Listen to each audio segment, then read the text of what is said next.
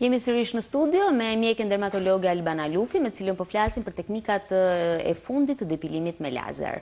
Albana, e lam tek metodat dhe tek, në mos gaboj, tek ngjyra e lëkurës. Cilët janë personat më të përshtatshëm ose ku vepron më mirë lazeri. Ju sa që në lëkurë të errët apo në lëkurë me ngjyrë, në mos gaboj? Atëherë, rrezja lazer synon pikërisht pigmentin e flokut ose melaninën. Për këtë arsye, personat më të përshtatshëm ose që përfitojnë më tepër nga trajtimi me lazer janë personat me lëkurë të bardhë dhe me qime të zezë. Nuk rekomandohet ose nuk jep të paktën efekt lazeri, nëse duam të trajtojmë pushin ose qimet e bardha ose qimet e kuqe. Për arsye sepse aty mungon sasia e pigmentit të melaninës. So qimet e kuqe unë si kisha dëgjuar ndonjëherë. Po, janë. Ekzistojnë ka personat, po. Të cilat? Kryesisht në pjesën e fytyrës, ose pushi i bardhë. Pas aplikimit të gjithë procedurave të rekomanduara nga specialistit i cili bën procedurën me lazer, pas përfundimit këtyre seancave, supozohet që 80-85% e zonës aplikuar realizohet depilimi permanent. Çfarë ndodh në rastet kur klienti ka ardhur apo është trajtuar me depilimin, pra ka filluar seancat, si duhet ta mbrojë ai fytyrën? Atëherë varet gjithmonë nga sezoni në të cilën klienti aplikon seancat me lazer. Mirë do ishte që klienti ta filloj në trajtime me lazer kryesisht në periudhën e dimrit, që të ketë bërë derisa të vi periudha e pranverës ose verës, të ketë bërë disa seanca trajtimi. Pas përfundimit, pasi është bërë aplikimi me lazer, klientit dhe kremi kundra diellit, për arsye sepse jep një eritem të lehtë dhe lëkurat më të ndjeshme, ky eritem mund të vazhdojë 2-3 orë, 4 orë, dhe vetëm në rastet e përdorimit të aparaturave nga persona të cilët nuk janë profesionistë të trajtuar për këtë qëllim, mund të ndodhë një djegje lehtë. Kam përshtypjen që rekomandimi për sa i përket kremrave të tillë duhet u jepni ju. Patjetër, rekomandimin për kremrave kundra diellit. Sepse nuk mund të marrësh çfarë do lloj kremi hidratant apo medikamenti tjetër për tu... Normalisht, klientit i aplikohet kremi hidratant në klinikën në të cilën bën trajtimi dhe pothuajse çdo klient sot ka krem hidratues të zakonshëm që mund ta përdorë në shtëpi. A nuk ndikon negativisht? Jo, një krem i thjesht hidratues të cilën ai e përdor. Ai është vetëm për momentin, për ditët e para të cilën është bërë aplikimi. Sa në rastet e efekteve anësore, siç e përmenda, të shkaktuar nga personat jo kompetent, atëherë janë të detyruar që nëse ka ndodhur djegje, klientët të drejtojnë të një mjek dermatolog për të marrë trajtimin e mundur. Raste të tilla janë të rralla. Po gruposhat që mund të realizojnë lazerin, cilat janë? Apo nuk një kufi? Normalisht, duke qenë se fillon nga mosha 18 vjeç, sipër nuk është se ka një kufi të ndarë, derisa vetë prodhimi i qimeve varet dhe nga stimulimi i hormoneve të ndryshme androgjenike në momentet që ato fillojnë dhe duan t'i aplikojnë, nuk është se kanë një kufizim moshe, mund të... Pas sa kohësh fillon dhe vihet rezultati i kësaj pune?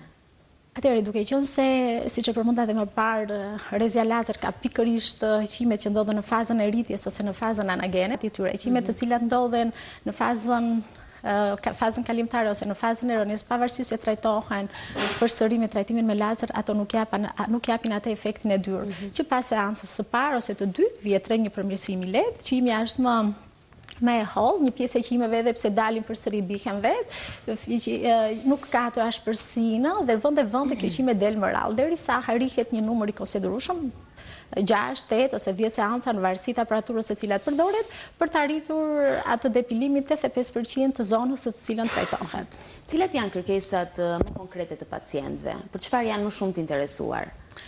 Normalisht pacientët janë të ndarë në 2 grupe. Është një pjesë që do të trajtoj qime për arsye estetike, në ato zonat në të cilën ndodhen normalisht qimet, dhe pjesa tjetër që e trajton për arsye të rekomanduara ndoshta edhe nga mjekët. Për shembull, në rastet se kemi infeksion të rënjës së qimes, si pasojë e përdorimit të metodave të tjera të depilimin me dyll, ose përdorimin e makinave të ndryshme depilatore, shfaqen puçra të mbushura me qelp, atëherë vetmi alternativë në këtë rast është depilimi me lazer. Ose në rastin e patologjive dermatologjike, si përmend sindromin e ovarit policistik, që shoqërohet me shfaqjen një sindrom që shfaqet e femra me shfaqjen e qimeve në zonën e fytyrës, cilat normalisht nuk duhet të ketë, atëherë vetmi alternativë pas konsultës së bërë me mjekun endokrinolog dhe matjes së hormoneve androgjenike, alternativa është depilimi me lazer. Doja të pyesja tjetër. Gjatë momentit që është duke u trajtuar, themi një zonjë apo zënjush me trajtimin me lazer, ju thatë që ka një harë kohor ku duhet zhvillohen këto seanca. Ndodh gjë apo ndikon negativisht në rast se përdorin një metodë tjetër depilimi mbi atë zonë? Normalisht, nëse fillohet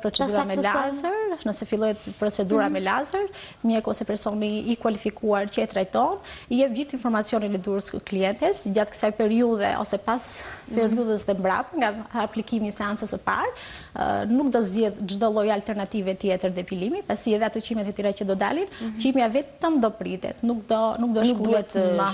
Jo, do përdoret ose brisku ose do përdoret kremi, vit, ka dhe kremra të tjerë të cilët bëjnë vetëm prerjen e qimes. Albana, jemi në stinën e verës, dhe më thënë po troket dhe për pak, kam përshtypjen që të gjithë duan të jenë dhe të duken sa më bukur. E tham që nuk duhet përbën alarm, madje në rast se duhet shkojmë dhe t'i kryejmë këto seancat e lazerit në këtë pikun e stinës. Normalisht, unë do ju këshilloja që nëse personat kanë bërë solar ose nëse kanë bërë plazh të paktën 2-3 javët e fundit dhe lëkura e tyre ka marrë ngjyrë të errët, nuk rekomandohet, për arsye sepse vetë ngjyra e errët e lëkurës thith më tepër energji dhe nuk arrihet ai qëllim për të cilën ai përdoret. Rezultati i duhur. Po nëse personat dëshirojnë ta fillojnë në këtë periudhë, kanë një lëkurë të bardhë, nuk janë nga ata personat të cilët janë të dhënë shumë pas nxirjes së lëkurës, mund ta fillojnë. Thjesht me një krem kundra diellit për të mbrojtur lëkurën nuk ka pse të mos përdorë edhe në periudhën e verës. Mirë, jeni mjeke dermatologe dhe nuk do t'u lëm të na largoheni nga studio pa na dhënë disa këshilla, të cilat do na vlejnë shumë që nuk duhet ke normalisht apo largohemi themi kështu tematikës së lazerit. Çfarë duhet bëjmë dhe duhet kemi kujdes për sa i përket kësaj luhatjes së temperaturës që duket se po ndodh, dhe të mos na krijojnë njollat, mos na krijojnë probleme me fytyrën apo me trupin tonë. Në periudhën e rizatimit diellor, këshilla e parë dhe e rëndësishme, mjaft e rëndësishme për të gjithë klientët ose për gjithë interesuarët është përdorimi i kremrave kundra diellit. Duhet fillojnë që në periudhën e shkurtit ose të marsit dhe deri në periudhën e tetorit, kremrat me filtr të lartë mbrojtës duke filluar nga 30 deri në 50 SPF. Kremi duhet përdorur gjysmore përpara, sepse të gjitha përpara se të dalësh në diell, përpara se të ekspozohet në diell, dhe çdo 3 orë duhet të përsëritet përsëri. Sepse nëse mendojmë që kemi vënë kremin e diellit në ora 7 mëngjesit dhe mendojmë se mendojmë sepse mund të arrijmë një mbrojtje të mirë të lëkurës nga dielli gjatë gjithë kohës dhe të mos e përsëritim, jemi gabuar. Është shumë e nevojshme të përsëritet çdo 3 orë. Duhet të jetë lëkura duhet të jetë e pastër, nuk duhet të kemi vendosur krem hidratues ose mbi kremin fotombrojtës nuk duhet të vendosim make-up. Sa e rekomandoni make-upin në këtë stinë? Ndoshta edhe në përditshmëri. Apo? Nëse do na duhet të zgjedhim kremin e diellit apo make-upin, sigurisht që do rekomandoja kremin e diellit. Për personat të cilët janë mësuar dhe nuk mund të rinë dot pa make-up, ka dhe make-up ose kompakte me SPF të lartë 30 deri në 50 dhe kjo është një zgjidhje dur për ata personat të cilat janë të mësuar me përdorimin e make-upit. Cilat janë ato probleme që mund të na shfaqen në këtë kohë, apo të themi që jemi larguar, ndoshta asaj nuk problemet periudhës më problematike?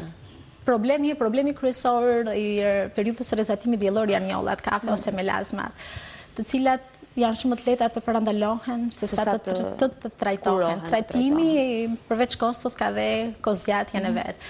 Ndaj gjithmonë këshillojmë përdorimin e kremit kundra diellit, pse jo dhe të kremit hidratues, i cili është mjaft i nevojshëm për arsye sepse dhe lëkura thahet dhe ka nevojë për sidomos ndryshimin e temperaturave për përdorimin e kremit hidratues. Kremi hidratues mund të përdoret në mëngjes, pastaj të lahet përsëri fytyra nëse kemi mundësi dhe pas gjysmore para se të ekspozohet në diell të përdoret kremi fotombrojtës. E rekomandoni qëndrimin e gjatë në diell? Sigurisht. Me fytyrë të zbuluar ndoshta pa syze dhe pa mbrojtës? Absolutisht. Nuk rekomandohet përveç efektit të shfaqjes së njollave, rizatimi i fortë diellor ka efektin e plakjes së lëkurës. Që kështu duhet të kujdesemi. Më tepër personat të cilët kujdesen për lëkurën, kryesisht nga rizatimi diellor, atë efektet e mira të mbrojtjes nga dielli ose efektet e kundërta të saj do t'i shoh në lëkurën e vet pas disa vitesh. Unë uroj që t'i kemi dhënë të gjithë teleshikuesve një informacion të vlefshëm për sa i përket teknikave të depilimit me lazer, se çfarë duhet bëjnë kujdes dhe se sa i rëndësishëm është. Kemi harruar ndonjë gjë tjetër? Besoj se ja.